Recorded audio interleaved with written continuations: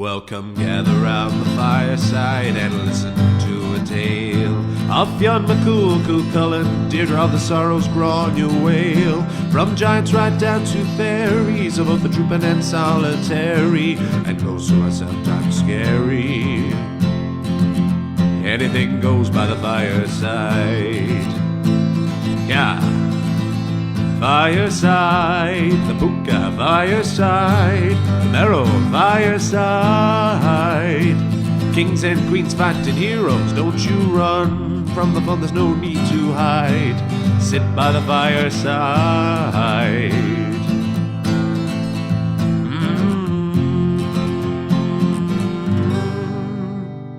Fireside.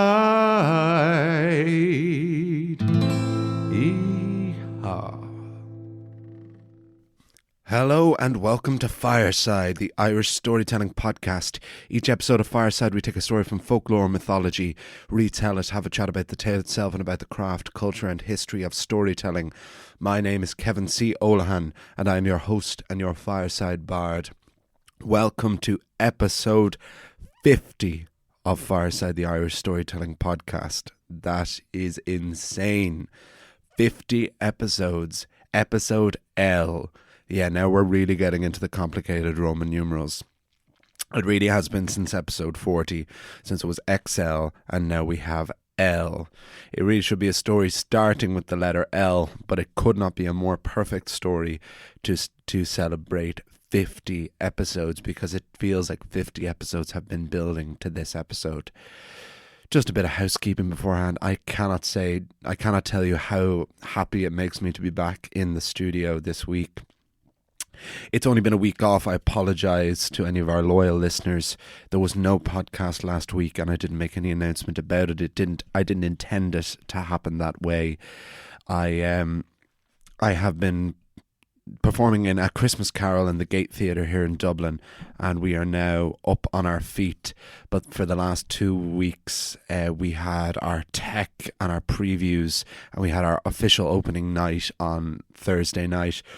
But in the midst of the tech sessions were some 13-hour days, and during the previews we were in rehearsals during the days as well. It was very much all encompassing. It was a fantastic experience, though, one of the best I've ever had, and I've been loving every minute of it. And now the show is up on its feet. Christmas Carol is running until the 18th of January in the Gate, and it's a dream come true being in that theatre, being surrounded by such a wonderful cast. I celebrated my birthday last week. I turned 27 and I got to celebrate that surrounded by some of the nicest, kindest and most talented group of actors that I ever have. And I don't even think any of them listen to this podcast, so you can't accuse me of just saying that, because they really, really have been lovely, and it was great spending my birthday there. And yeah, some of the people in this cast have been people I've been watching on stage and screen for years and years and years, and it's great to know them on a personal level now.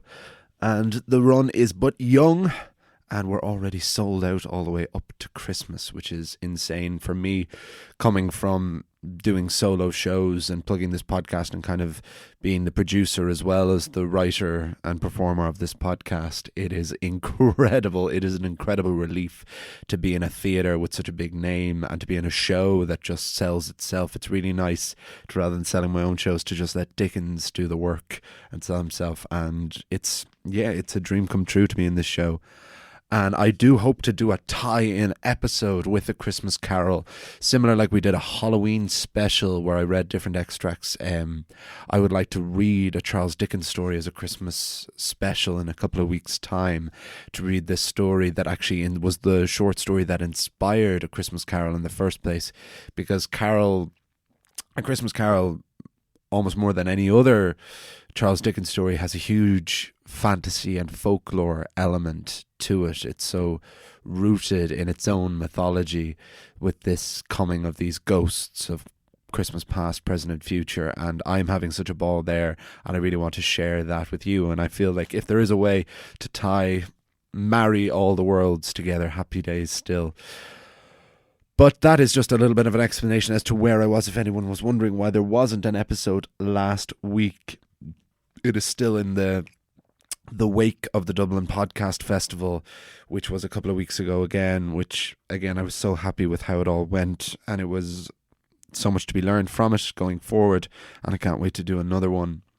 And there's a lot of plans. There's a lot of plans for Fireside in 2020 as we enter our second year, our third calendar year technically, as it did start at the end of 2018.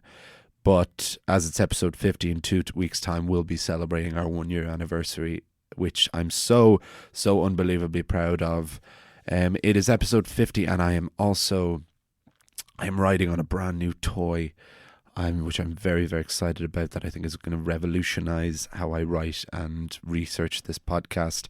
I don't know if I was saying this on the air, but a couple of months, for the past several months, I've had the same beloved MacBook Air for the last 4 or 5 years. I've taken it all around the world. It has served me incredibly well as a very sturdy piece of machinery that was certainly put through the wars. But different things went wrong with it over the years that I got fixed, and they were totally just the absolute abuse I was putting the machine under, rather than any software or hardware problems on Apple's part. But in the last few months, the backspace key hasn't been working, and considering I write each episode of this podcast, and writing is the main thing that I do and I use my laptop for, it has been very complicated to not use a backspace.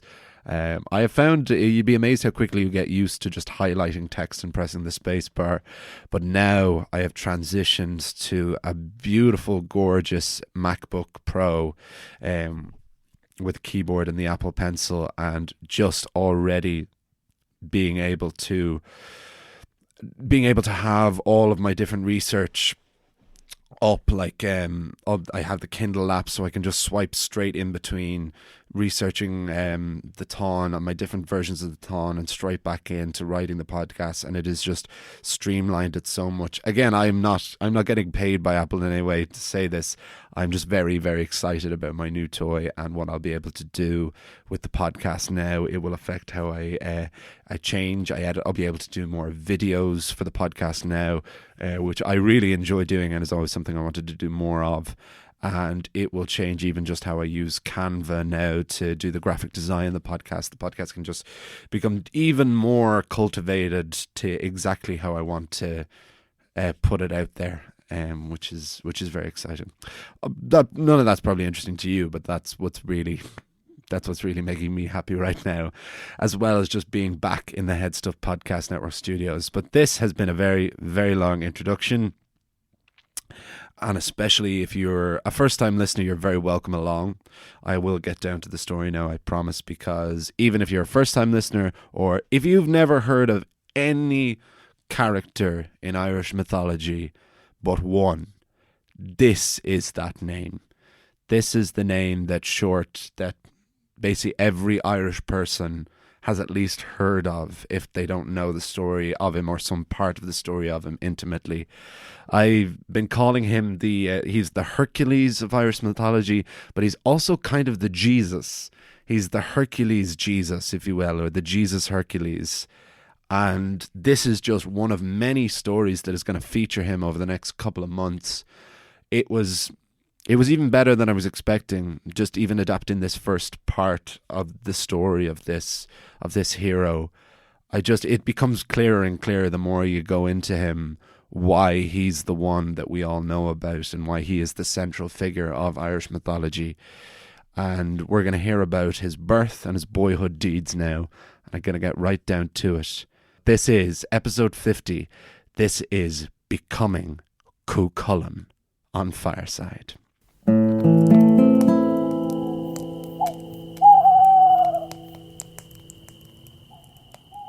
Becoming Chulainn. A flock of birds were flying across Éire. They swooped and swarmed across the land, making their way from the island's southern tip to its northern coasts. Around the time they were flying over Ulster, a collective hunger came over the birds, and they landed in Éamonn Macha, the home of Ulster King Concobar mac Nessa. It was nearing harvest time, and the crops in the fields were ripe and plentiful, and this flock of fiendish fowl ate every morsel in the province. The people of Ulster were outraged and terrified. It was as if a plague had swept across the land. Were the gods angry at Ulster? Had they sent this curse to the northern people? Many gathered at Eamon Macha to seek answers from King Concobar. The king was known for his good wisdom and judgment, but this predicament had him perplexed. He never acted without considering all of the options, but after a great deal of thought and counsel, Concobar's only plan was to hunt these birds down. "Ulster will not be desecrated by any foe or foul," he proclaimed.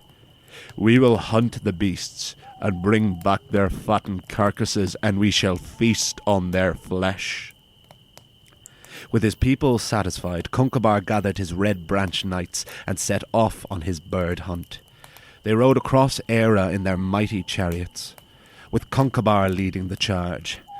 The king was famously one of the greatest charioteers in Ulster, but on this occasion it was Concobar's sister, Decina, who held the reins. All the while the king searched the skies for his feathered enemies. The Ulstermen rode from Ulster to Meath until they reached Brew on the Boyne River. There a great snowstorm descended upon the warriors, and they were forced to unyoke their horses and seek shelter for the night. Concobar spotted a newly built house on a hill. A young man answered the door. "Good evening, young man. We have rode from Ulster and seek refuge for the night to escape this bitter snowstorm." "You and your men are most welcome. There is not ample room, and we don't have much food, but what we have to share." Concobar, his sister Decina, and his band of Red Branch Knights entered the home, and it wasn't long before they had all had their fill of food and drink. The king had at no point announced his position, and this young man was not from his province, so he could be forgiven for not recognizing Concobar. The Ulster chieftain was touched by this, that he had not even needed to pull rank, and this poor young man had taken him and his horde of warriors in for the night. "How can you afford to be so kind, when it seems you can hardly afford to live yourself?" the king asked. "My wife is pregnant. We want our child to be born into a kinder and more tolerant world than we were. I could not in good conscience see people freeze in a snowstorm with my child due any hour." As it happened, it was that very hour that the young man's wife went into labour, and it was Concobar's own sister, Decina, who went in and delivered the child. A boy. Decina immediately fell in love with the baby, and as the exhausted mother slept, Concobar's sister nursed the child. At the same hour the baby had been born, one of Concobar's mares had given birth outside to 2 foals. The foals were to be given to the baby. Concobar and the Red Branch Knights raised a toast to the birth of this child, and then they all passed out. But the following morning, when Concobar woke up, he was not in any house, nor were any of his men. He was outside on the hill. The king stood up and looked around for sight of the house they had stayed in, but there was nothing eastward of the Boyne River. No house, no birds. All there was Concobar, his warriors, their horses, and nestled in Decina's arms, the baby boy. The Ulstermen returned to Eamon Macha, and Decina vowed to raise the child as her own. But not long after they had returned home, a fever gripped the baby, and he did not live through the winter. Decina mourned the loss of her adopted offspring, whom she had brought into the world and mere days later had buried under it.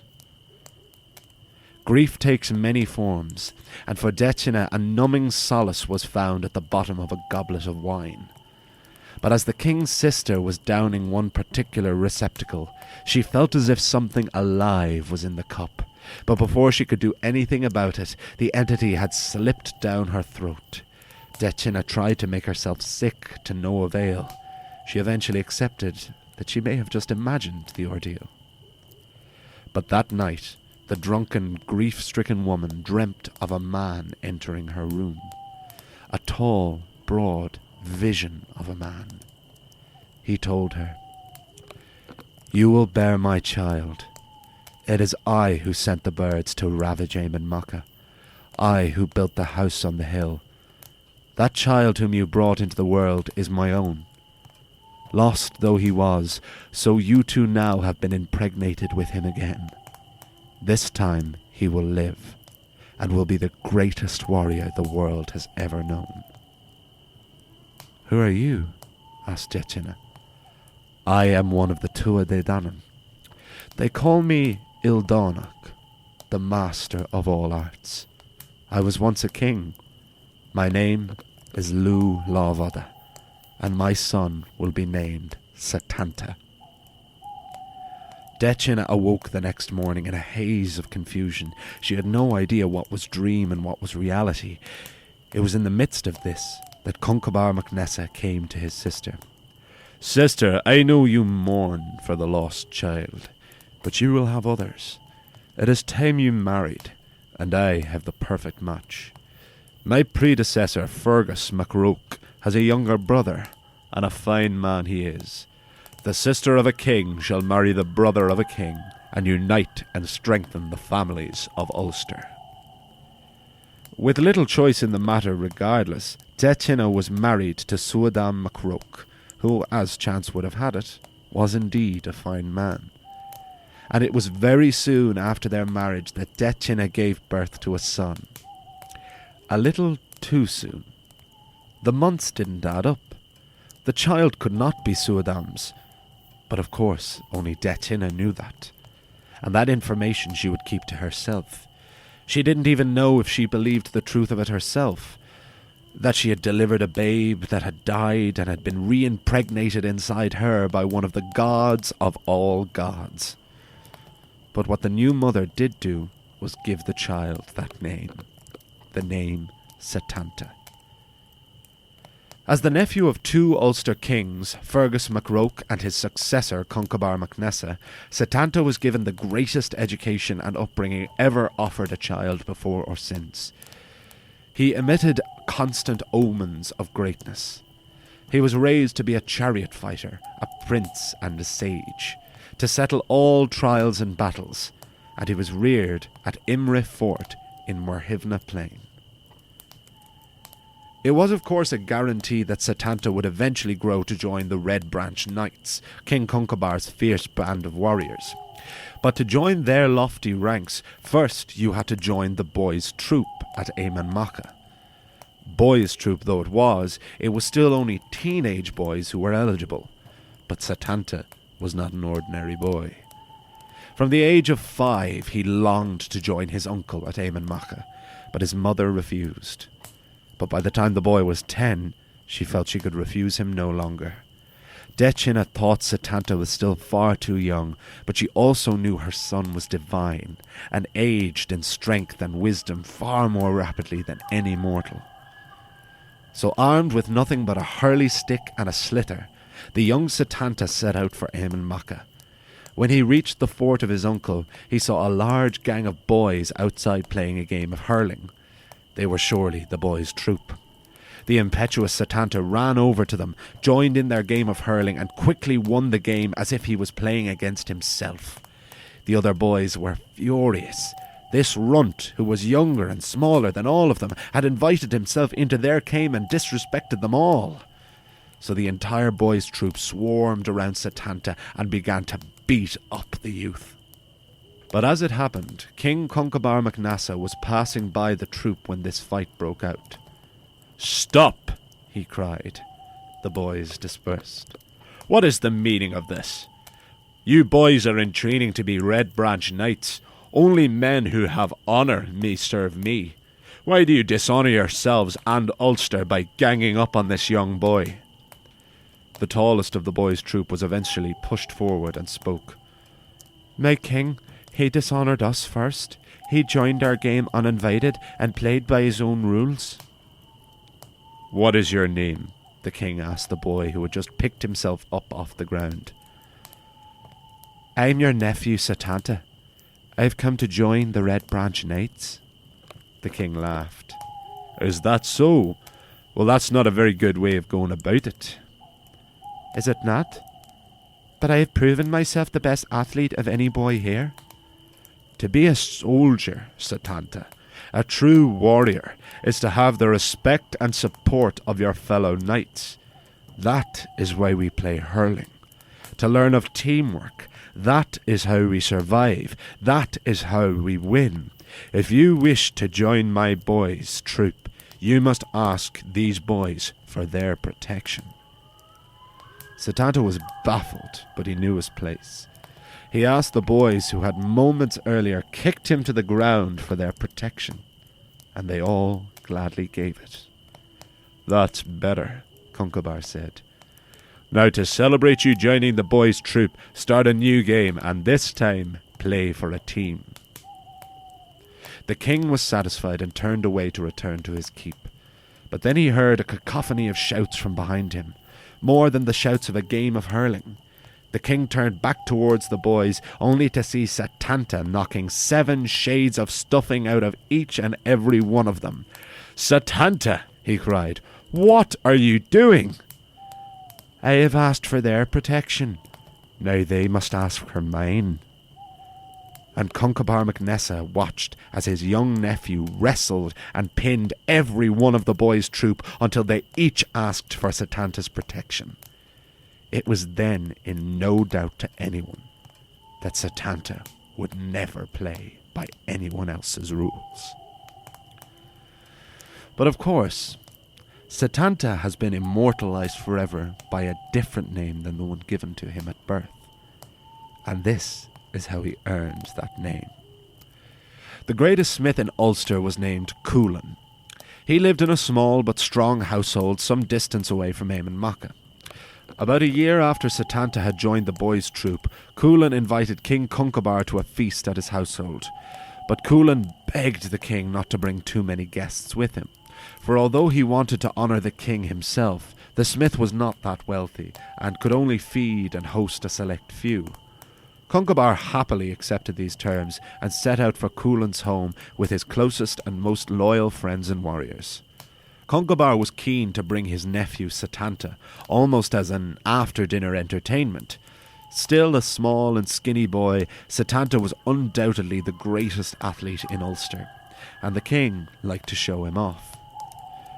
But when the king went to fetch Satanta, the boy was, unsurprisingly, playing a game of hurling. "Satanta, we have been invited to a feast at the home of Chulainn the smith. Take that hurley and let's go." "I'm not finished this game yet, uncle. I'll follow you on." Concobar was not at all used to being spoken to like this, but again, Satanta was different. "You've never been to Chulainn's household. How will you know where to go?" "Your chariots are the most hefty and mighty in Era. These tracks will leave such an imprint I can follow them all the way there." The king couldn't argue that logic and set out for the feast of Chulainn. When Concobar arrived, a great spread had already been laid out, and it wasn't long before the king and all his guests were drunk. Now Chulainn's income came entirely from the weapons he crafted. He could not afford guards or heavily fortified walls, but what he did have was a dog. One dog. A dog the size of a stallion. Trained from the day he was born by Chulainn to maul anyone that was not his master. An army could attack Chulainn's keep, and an army would be torn to shreds by the hound of Chulainn. Chulainn went to Concobar and said, "Are all your guests here? I wish to close the gates and release my hound to protect us all while we feast." The king was already so drunk he had forgotten all about the one guest who was not. "We're all here," said Concobar. "Release that old hound." And that's just what Chulainn did. And the Ulstermen ate and drank and sang their way into the night. Though small in number, they still made an almighty sound, deafening to all those who were not in the midst of revelry.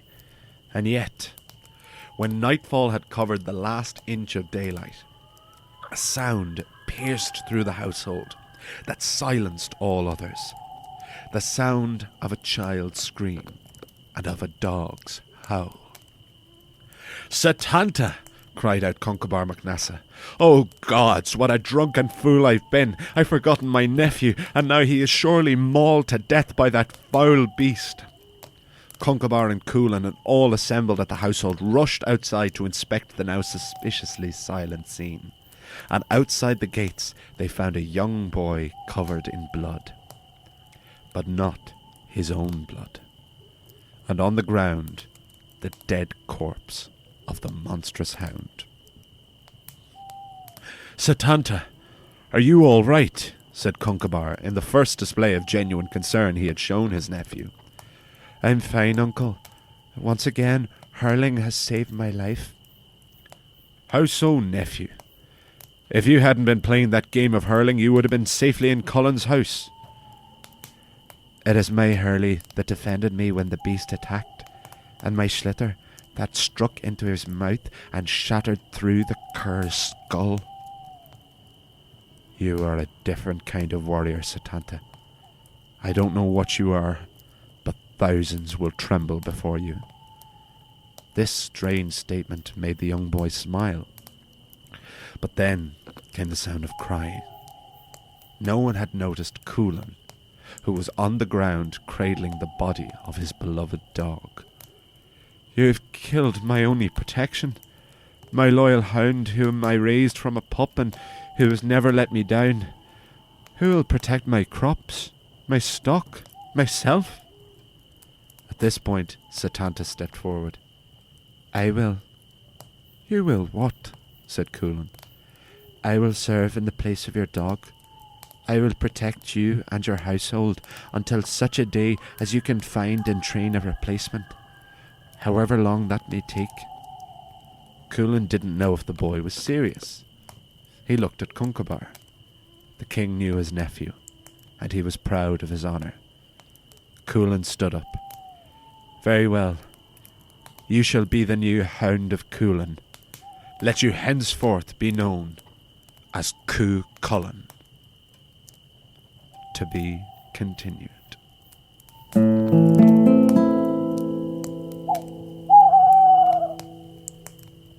And there we have it, the birth of Chulainn, the birth of Setanta and the becoming of Chulainn. There were so many different names I wanted to go with this. For this was Setanta becomes Chulainn, the birth of Setanta, the naming of Chulainn, but becoming Chulainn I just felt encapsulated all, because there's about 3 stories in here in one from different various sources. But I hope you all enjoyed it. I just got such a buzz. I got such crack out of just saying the name Chulainn in a story at last. We've had some select mentions of him, I suppose most significantly because we have Lugh Lavada. We have Lugh, my favourite character from the mythological cycle, now cropped up here again. This is where Chulainn was always said to be a descendant of Lugh, and here you have the very, very... It's probably the most complex birth of any character in any kind of literature. And you'll really get now why I mean that he is the Jesus Hercules of Irish mythology. Because you have... First you have Concobar in the pursuit of these birds and resting for the night in this strange newly built house. His sister Jettina birthing this child by another woman. Them waking up and the house is gone, no sign of it, but the baby is still there, and the baby is raised as Jettina's own, but then the baby dies, and then she is impregnated in this incredible way. From the Thomas Kinsella version, we have this idea of this alive presence in this goblet of wine that slithers down her throat, and that night she is visited by Lugh, who tells her that he has orchestrated this entire thing. And it's amazing that we have a god getting a child into the custody of the family he's meant to, Jettina, only for the child to die and the god to basically get a do-over, get a second chance to impregnate Jettina with the same child. And then you have her being married to Suadam, who is Setanta's mortal father. So there were you have his original father, who they stay in the house. You have Lugh as a father. You have Suadam as a father. It is such a complicated lineage, as so suits such a complex character as Setanta and Chulainn is. And so he is raised immediately to be this incredible, incredible warrior, the nephew of 2 kings. and you have the boyhood days. You really see like hurling, our Irish sport of hurling, which is one of the oldest sports in the world, and it's still the fastest field sport in the world. I confess, I only played it a little bit when I was young, and I was never too into GAA growing up. Wicklow doesn't have a great GAA or hurling team. I believe one is better than the other, but it was never so all-encompassing as it is in certain counties like Dublin or Mayo or Kerry, where Gaelic football or hurling is enormous, as it is in more counties than it's not. But there was never a huge scene for me personally in Wicklow, of the Wicklow Gaelic or hurling teams.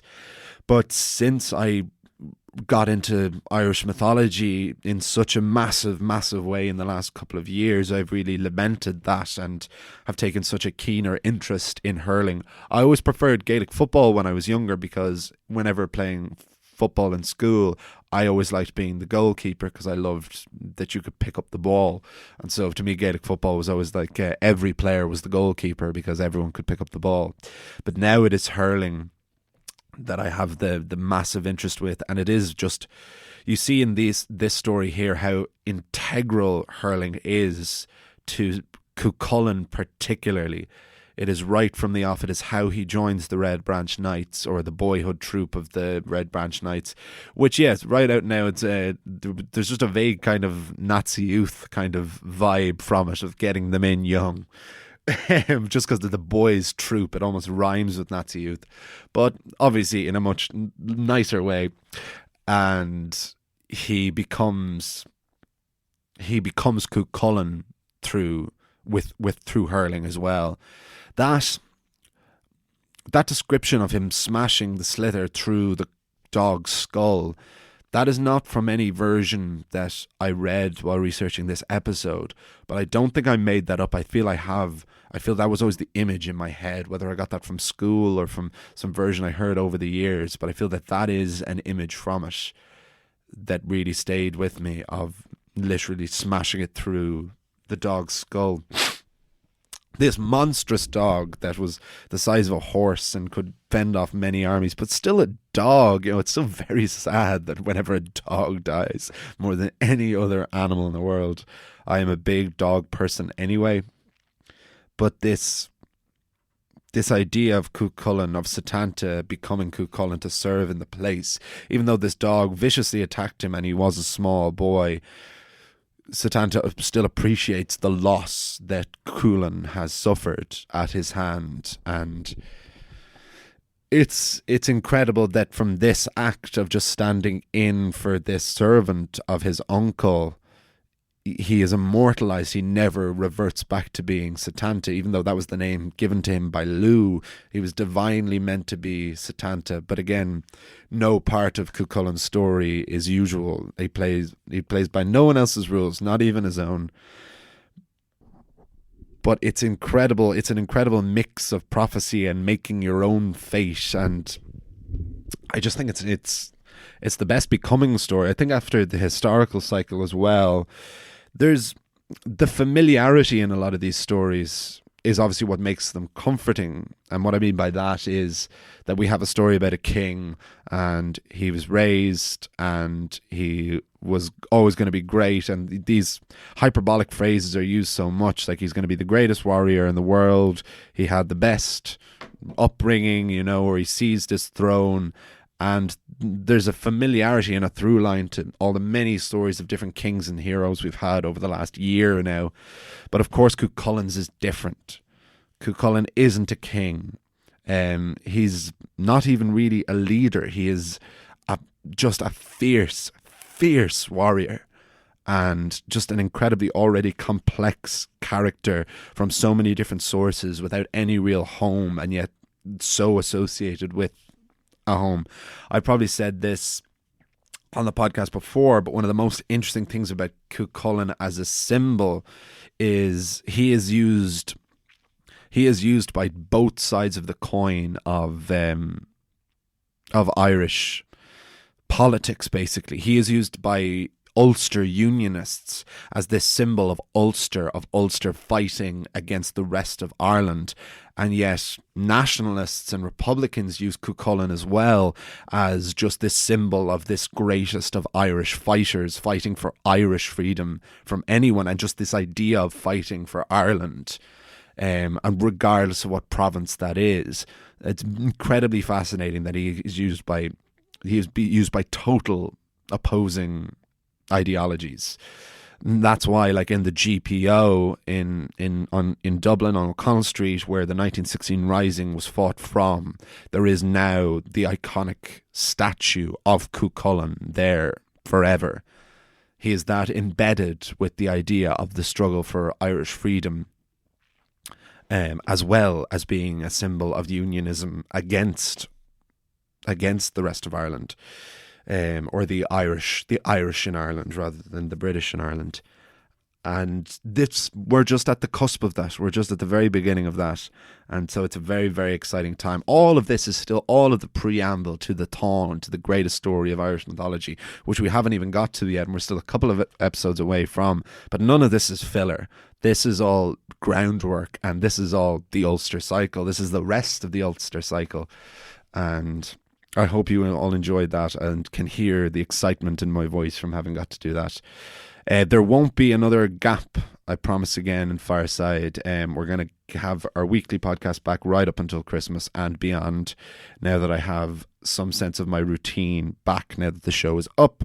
But thank you all so much for listening. If you're a first-time listener, I hope you enjoyed it. If you're a returning listener, thank you so much. It is just a joy to be back here in the Head Stuff Podcast Network studios. And it was only 2 weeks since I was here, but that still felt like an eternity, considering I've been so used to coming in each and every week, or even when I've been away recording each and every week.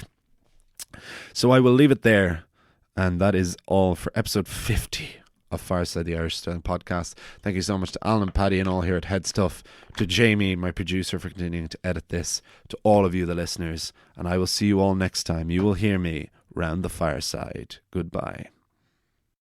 This podcast is part of the Head Stuff Podcast Network.